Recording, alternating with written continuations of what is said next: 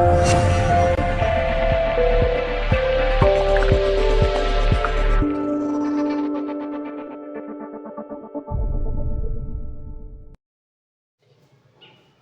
Morning students, मैं right sir आपके साथ और आप देख रहे हैं स्मार्ट क्लासेस, जहां आपको कराया जा रहा है हाई स्कूल का मैथ, जिसमें मैंने आपको अभी तक चैप्टर नंबर 3 से शुरू किया था। इसमें 3.1 मैंने करा दी है। आज 3.2 के बारे में पहले फॉर्मूले करते हैं, उसके बाद क्वेश्चन को करेंगे। ठीक है, तो ये देखो, ये कुछ जैसे मान लो कोई समीकरण होता है, उस रेखाओं में रेखा एक बिंदु पर प्रक्षेप कर सकती है। इस स्थिति में समीकरणों का अद्वितीय हल होता है। अब ये अद्वितीय हल कैसे होता है ये हम आपको बताएंगे। रेखाएं समांतर हो सकती हैं, इस स्थिति में समीकरणों का कोई हल नहीं होता, ये बताएंगे। रेखाएं समपाती हो सकती हैं, इस स्थिति में समीकरणों के अपरिमित रूप से अनेक हल होते हैं। तो अद्वितीय हल क्या होता है? कोई हल नहीं, ये क्या होता है? और अपरिमित रूप से अनेक हल क्या होते हैं ये बताएंगे। इसको फटाफट से लिख लो, फिर आगे बढ़ते हैं। अब देखो, जो मैंने लाइनें बोली थी, इसके लिए ये चीजें बहुत समझना जरूरी है। यहाँ पर ये लिखा हुआ है कि अनुपातों की तुलना, ग्राफीय निरूपण, बीजगणितीय निरूपण। हमने ये समीकरण लिख लिए हैं, a1x b1y c1 बराबर 0, a2x b2y और c2 बराबर 0। ठीक है, अगर a1 बट्टे a2 यानी इसके बट्टे ये करोगे और बराबर b1 बट्टे b2 की वैल्यू बराबर नहीं है तो रेखाएं प्रच्छेद करेंगी।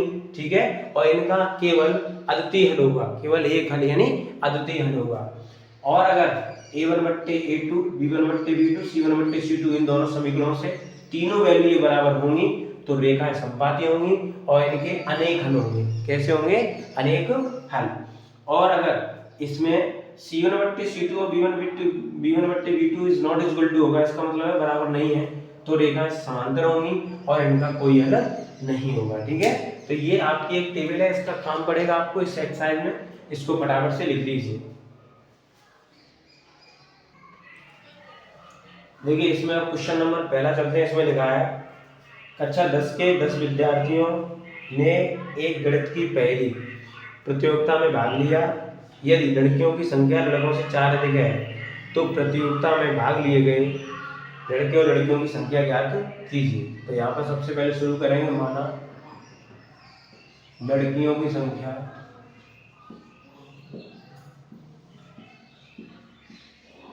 बराबर x, लड़कों की संख्या बराबर y।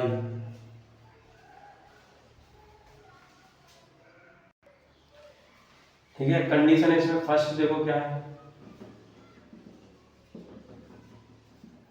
कंडीशन फर्स्ट है, इसमें कह रहा है कि 10 लड़के लड़कियां यानी x प्लस वाई बराबर कितने हो जाएंगे? 10। समीकरण इसको डाल लो 1।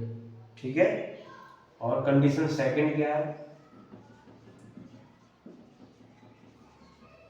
कंडीशन सेकंड है, वो कह रहा है लड़कियों की संख्या लड़कों से 4 अधिक है, यानी लड़कियों की संख्या जो x है वो लड़कों से कितनी अधिक है? 4 अधिक है, यानी 4 लड़कों में जोड़ दो तो ये बराबर हो जाएंगे। तो समीकरण बन जाएगा x माइनस वाई, या इसी को बना जाने दो, समीकरण इसी को रखते हैं। ठीक है, समीकरण नंबर 2। अब समीकरण 1 से, ठीक है,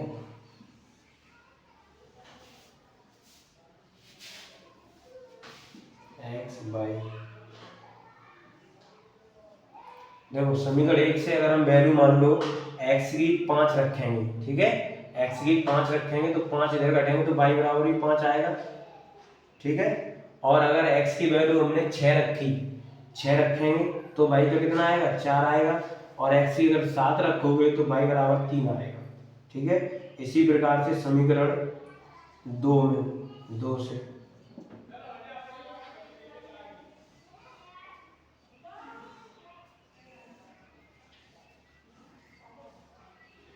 x बराबर इसमें 5 रखा तो समीकरण 2 से अगर x का मान 5 रखोगे, देखो 5 रखोगे तो 4 इधर घटेंगे, x का मान बचे, y का मान बचेगा 1, और x का 6 रखोगे तो y का बचेगा आपका 6 में से 4 घटाओगे 2, और x का 7 रखोगे तो y का बचेगा 3।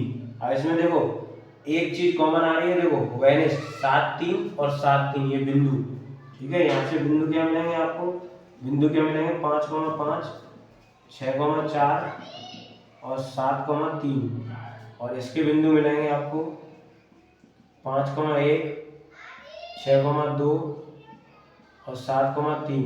तो 7,3 वाला 7,3 वाला बराबर हो रहा है, यानी लड़कियों की संख्या 7 और लड़कों की संख्या 3 हो गई। लेकिन इसमें ग्राफ और बनाते हैं हम, ठीक है। तो इसको लिखो पहले फटाफट से।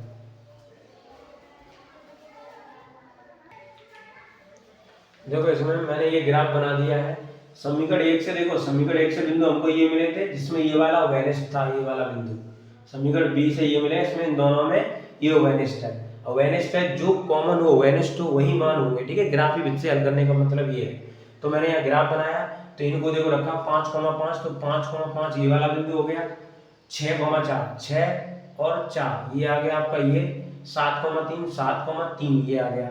फिर दूसरे वाले का भी 5,1 ये 6,2 ये और 7,3 वही, तो सिर्फ 7,3 दोनों सेम है इसलिए ये। तो अतः यहाँ पर क्या हो जाएगा, अतः लड़कियों की संख्या बराबर हो जाएगी 7 और लड़कों की संख्या बराबर हो जाएगी